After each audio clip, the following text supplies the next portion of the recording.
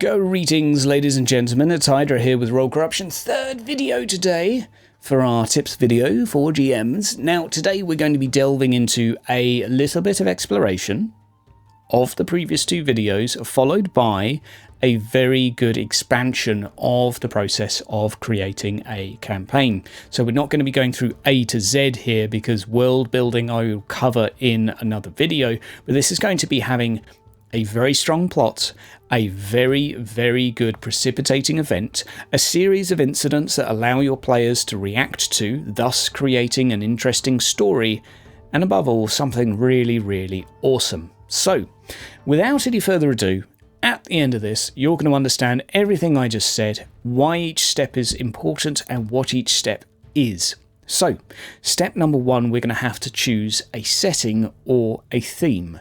The setting is either a point in time or location or both. In some cases the time won't be relevant and in some cases the location might not be, but generally speaking you're going to need both of these so you know what's going on. The setting may have situational factors as well. So we're in a town in the middle of winter in the arse end of nowhere and there is a worse storm than usual.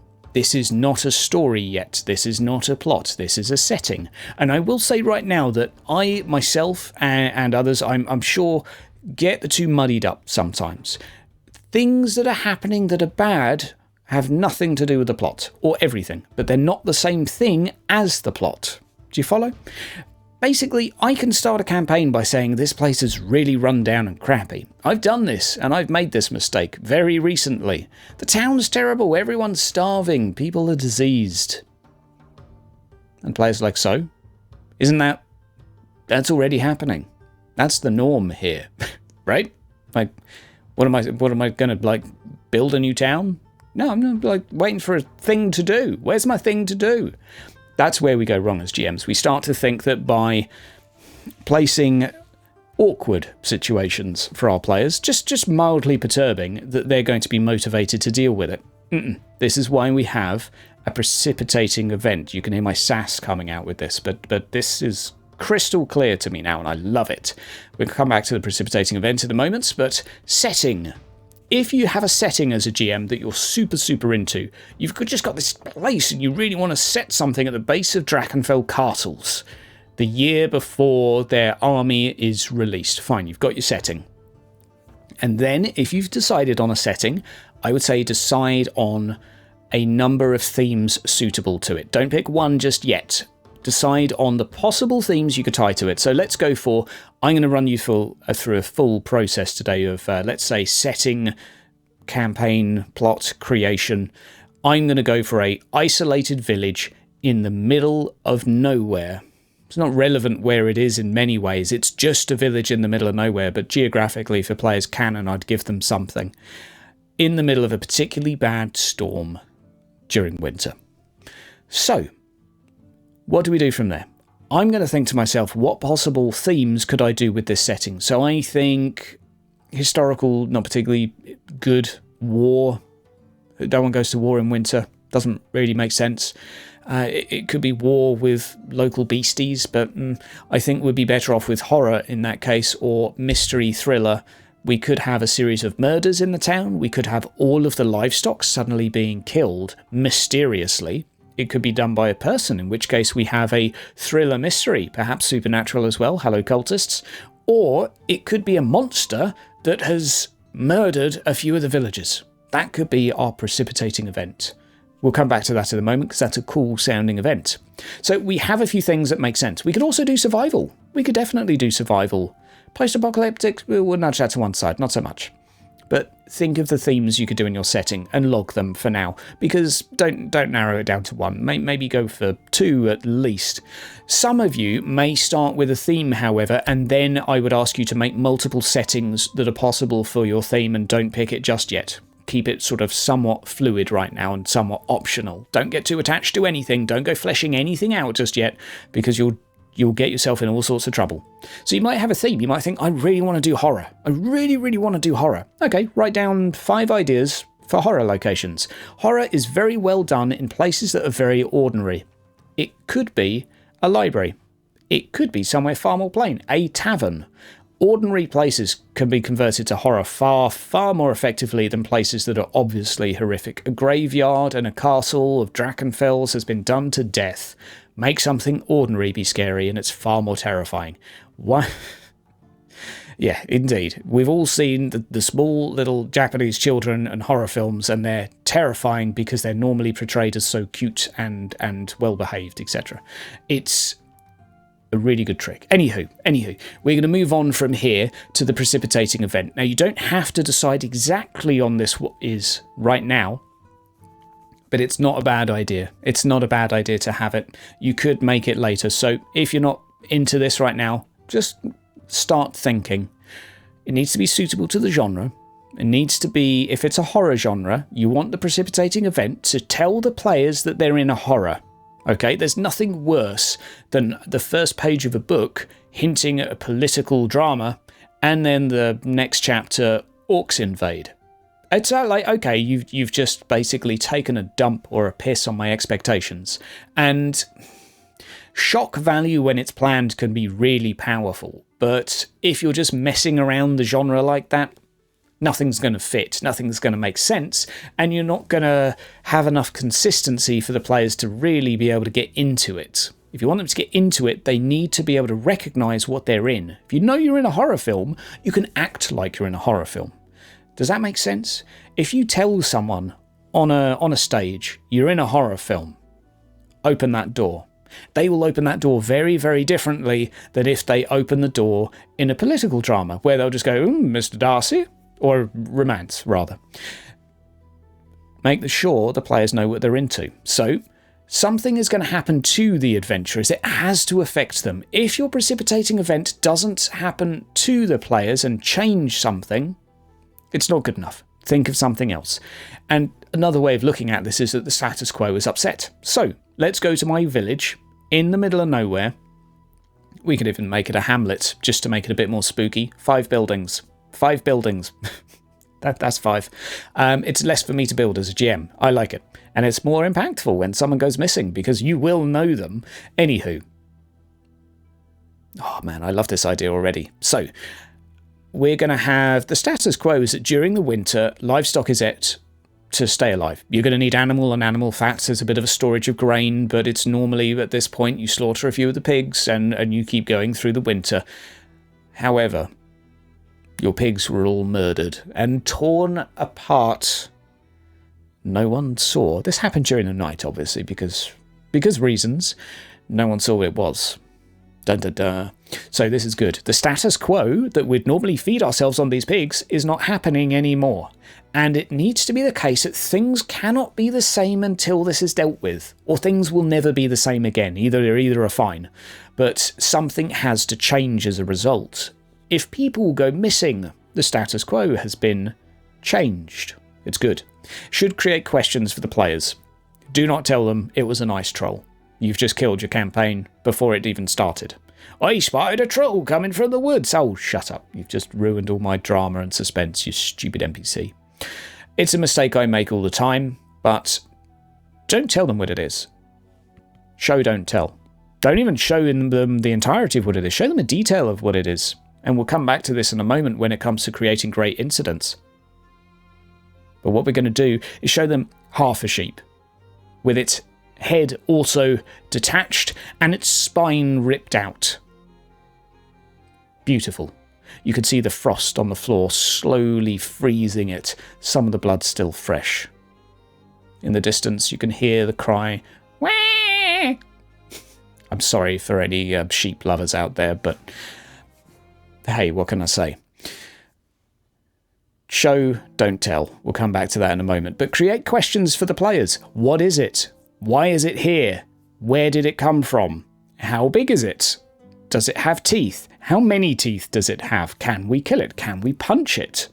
Can we go and ask someone else for help? Can we run away to another town? If you're asking all of these questions, you've created something good. If your players instantly go to, well, we better go out and slap it. Nope, you've not done a good job. It needs to be mysterious enough. However, it also needs to create a sense of urgency. So, let's say we go for the situation where some of the sheep have been killed, or all of your livestock's been killed. That creates urgency because you're going to starve to death. This campaign is now potentially a survival campaign. You could have that as a single incident. Again, it could have been them being sacrificed due to cultists in the town. Or it could have been them being sacrificed by a particular person to a particular god for a particular reason. That would be interesting. You've still got lots of options. Don't necessarily narrow yourself down to one precipitating event, because you can change it. If you decide to go for the livestock being slaughtered ice troll, let's say, obviously you're not going to tell them ice troll, and your players just aren't that attached to the hunting of monsters, and no one goes combat character, and everyone loves the NPCs so much, they're so great. Okay, have some of the NPCs go missing. Have them just disappear into the woods. No one knows why. Much, much more impactful for your players. So, again, don't commit to everything. You can run your first 3 sessions and have no idea who the big bad is. That's fine, as long as you're planning on revealing them at the end. But you can also introduce your big bad with the precipitating event. Keep that in mind. The aim after all of this that we've done thus far, is to be able to summarise what this is about in 40 words. And whatever you come up with, I want you to keep in a little post-it somewhere and constantly refer back to it when you're not sure. Because if an incident happens and you've forgotten that, it will seem misplaced. Trust me. So, what do we do before the precipitating event? We typically have an introduction. And so our next step of planning is to think about an introduction. You could do this before you make a precipitating event. It's fine. So, the start of the campaign, we normally have a period that is used for exposition, which is establishing character relationships, backstories, prior plots, any related events, or historical context. So, you could tell a spooky story at a campfire about things in the woods, and haha, the silly old lady, it's nothing to worry about. Yeah, that's coming back in session 3 to kill that old lady. First act is what this is sometimes known as within the traditional 3-act structure. So if you're familiar with the Aristotelian sort of philosophy of writing, 3 acts are what you have. Act 1, basically you set the scene. You throw a few bits of fruit at the adventurers, just a few little mucky bits for them to get their fingers stuck into, primarily with the purpose of them expressing who they are, to establish their position in the world. Act 2, you change everything due to the precipitating event. So that happens at the end of Act 1 and triggers the beginning of Act 2. Act 2 is then a series of incidents and escalation of drama and tension until a crescendo where they're about to give up hope, in which case they have resolution, move on to Act 3, knowing now what they can do, and then they finish it. So Act 1, really, really useful. It could be a single scene. If you were doing all of this in a single session, which is completely fine, it would be a single scene setting things as, this is the status quo. Everyone is happy, everyone's in a tavern right now, you're at a festival, everyone's dancing, and that's how I dance. And everyone's having a great time. So remember, good exposition as well changes the characters. So try and think about this. Try and attack your characters with exposition by showing, not telling. So let's say you want someone to know how cold it is outside. So you'd say to your player, oh, the storm is really cold. Your characters can't cope with it. Don't do that. That's boring. They're not going to even have a way of interpreting that. Sure, it's cold, but I have a coat. Like it's incomplete. However, you are asked to go and provide some medical assistance to one of the children within town. You notice they have frostbite on their foot, and one of the toes has already fallen off last winter. That paints a picture. That provides you just enough information to know something and get you asking more questions, because it's a breadcrumb. It's a clue inviting you and your imagination to fill in the rest. So this is why we go for more detail of a larger frame so that you can imagine the rest. Does that make sense? Instead of just saying, here's the frame, winter is bad, winter is bad, okay, fine. No. The well has frozen over and the lady in the village asks you for help because she hasn't drunk in several days and she's just going with cups of snow for now, but she could do with actually some pots of clean water for a change. That's much better. That sells a picture of how troublesome this is. Absolutely fantastic. Show, don't tell. If you want someone to know war is horrible, present them with a soldier that's been injured, present them with something that they're going to remember, and present them with something they can be part of, not something detached from. It's the other thing of having it happen to them, having it change the character. It doesn't have to hurt them in any way, but it might change their understanding, it might change their knowledge or their feelings about the world. But having that makes them part of the problem. I've had this where I've tried to make players believe that the town is very poor and everyone's starving to death, but it just never really sunk in. And that's my fault as a GM. You've got to take responsibility for this because all I needed to do was present them with someone that was starving to death, begging them for a coin. Or to have someone come up to them and say, look, you look like you've got some coin on you. I'm the tax collector and these people are starving here, so cough up, give me all your money. And if they don't want to, let's get physical.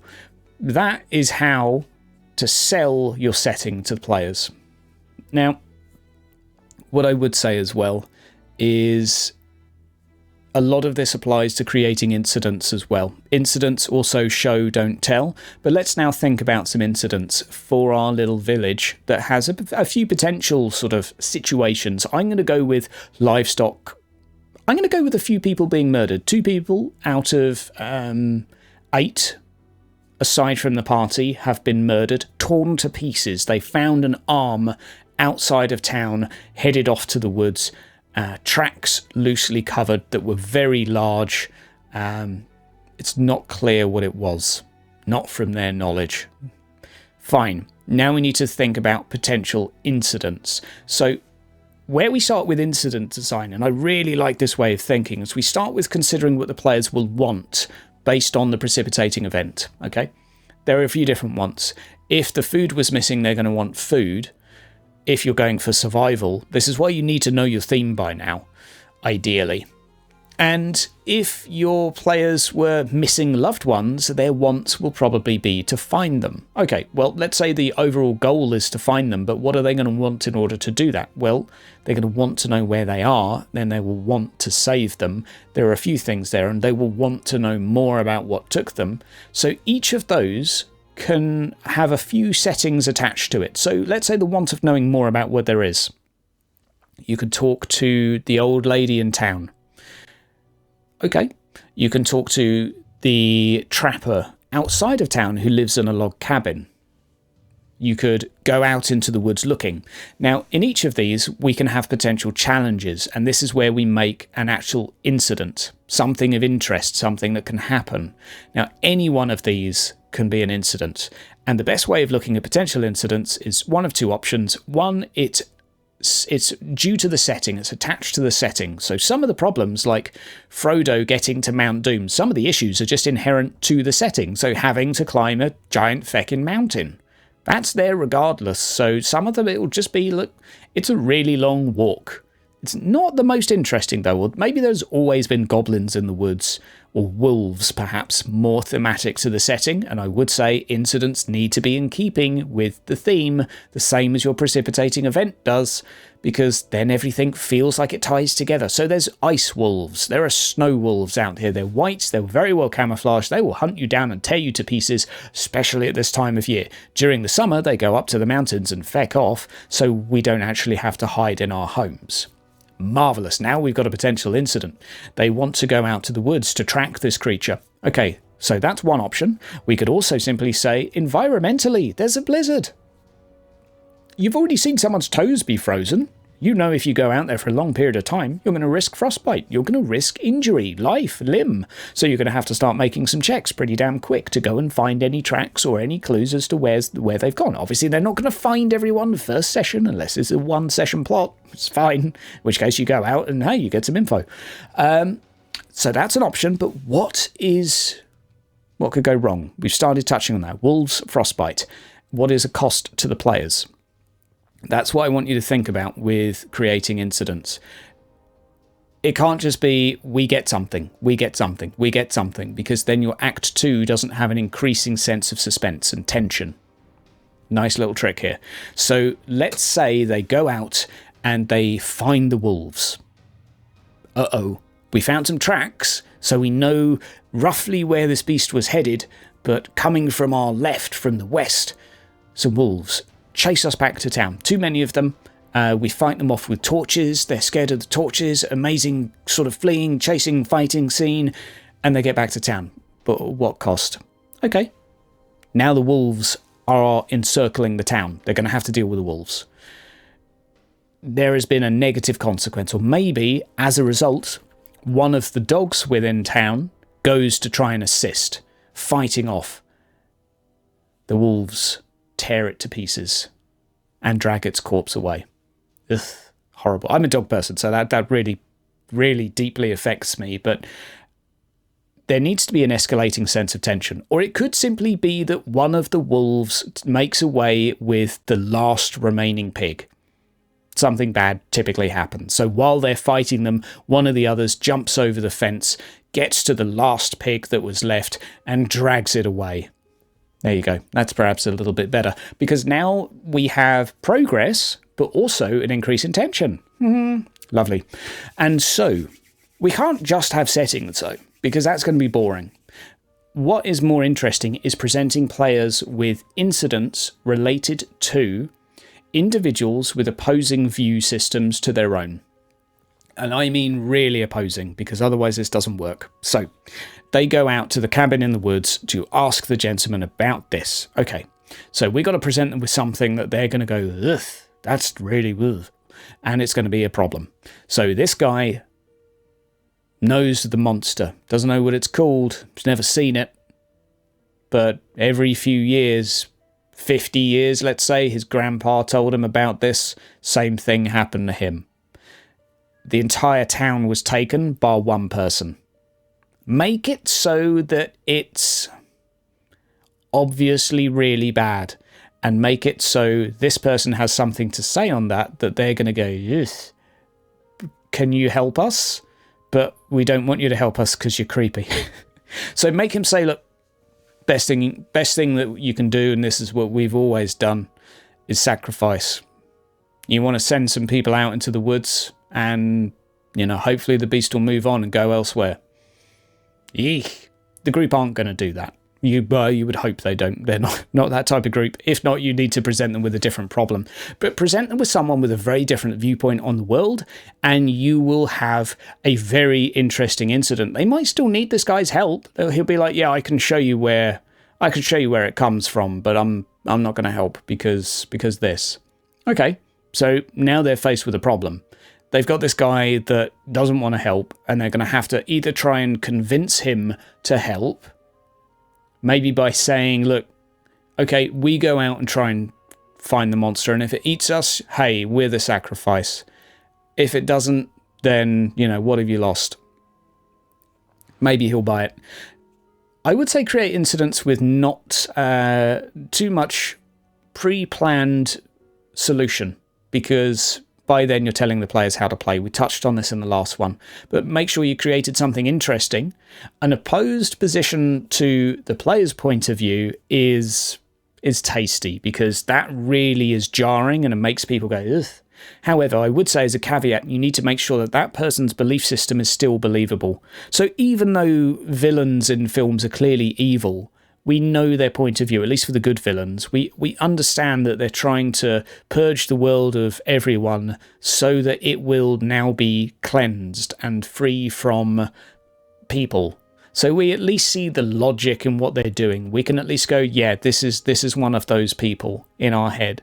So that is something I would keep in mind. You can do much more interesting stuff with people with different belief systems. It could be a cultist within town.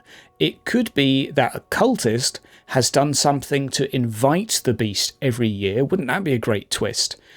And they do so because in doing so every 50 years, they believe that the crops of the area for the rest of the time are blessed. But it means that everyone in the town is sacrificed bar them. They could be the real big bad at the end of this. Just keep that idea in the back of your head. If the monster gets dealt with too quickly, fine.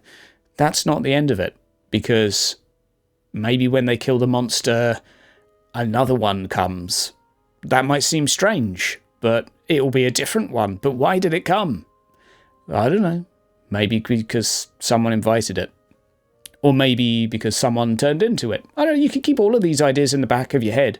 And I would say for now, you can start with your introduction and not really decide on what the big bad is. You can just have a few ideas and think, well, I'm going to pick the one that suits me best at the time.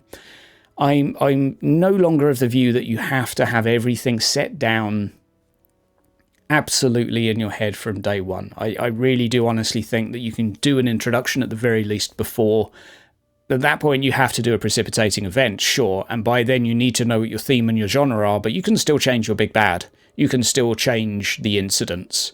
So, incident-wise, I would say come up with a number of settings you can use. So, some will be information. So we're going to go through the players' wants. They're going to want information. They're going to want resources. They're going to want advice. That's obviously information, but I'm just trying to narrow some of it down. They're maybe going to want weapons and equipment. Okay, so maybe there are some tools around town. Maybe there is an arsenal, but the guy that's there is not going to give it up because then he's defenseless. He's got 2 black powder weapons, and he could probably teach you how to use them, but he's not going to give them up. You remember that scene in The Walking Dead where the guy that found Rick, I think in episode 1 or 2, was sort of nuts and in a building with loads of guns? That's a clear obstacle. That's a cliche, but someone's in a gun store and doesn't want you to get in. That's cool.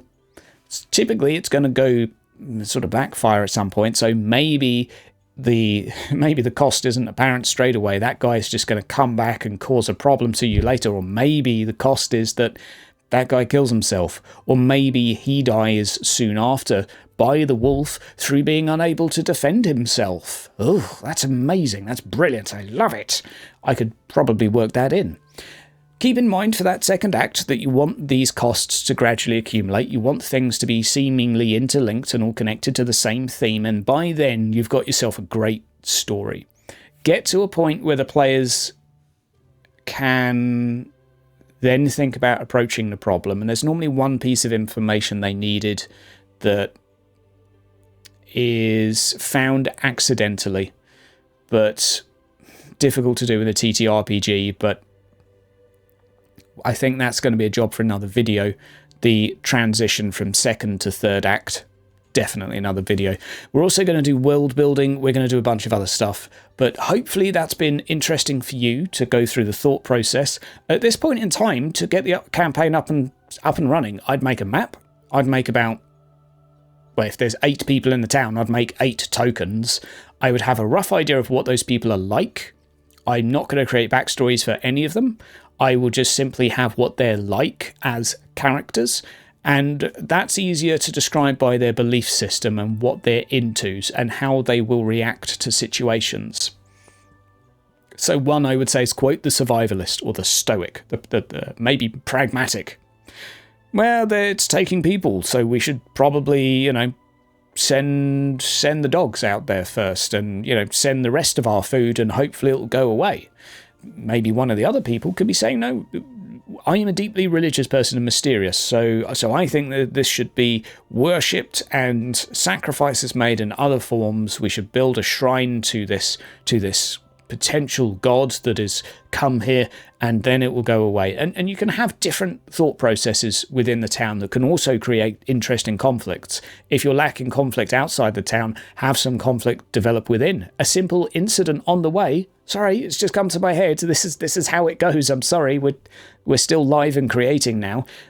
There is an argument within the town. Not a simple argument. There is physical violence busting out as a strong disagreement on what to do comes out. And all of a sudden you've got a load of great dialogue to have as to why they should do things, why they should not. You might think, well, this is more for books. Nah, no, it's not. This could be great in a TTRPG, trying to convince 3 individuals that actually it's not a good idea to give the rest of your food to these monsters. Or is it? We'll find out if I ever run that campaign, because I love it. Feel free to take it. We'll make some more if you like. So, ladies and gentlemen, I really hope that's been useful. That's running through the process from A to B, getting you on board with the thought process of the whole thing. I really hope that's been helpful. It's been half an hour, though, so well done for sticking with me. Hopefully you've had more caffeine than I have and really absorbed some of that. I will say, let me know down in the comments anything you want to hear. I've got a sort of a logical sequence I'm going through. I'm going to now go through some of the common mistakes, but by all means, give me ideas. They're all going on a list, and we'll see what we can get to. A lot of this stuff is stuff I'm really looking forward to implement, so we'll see how it goes, eh? See you next time.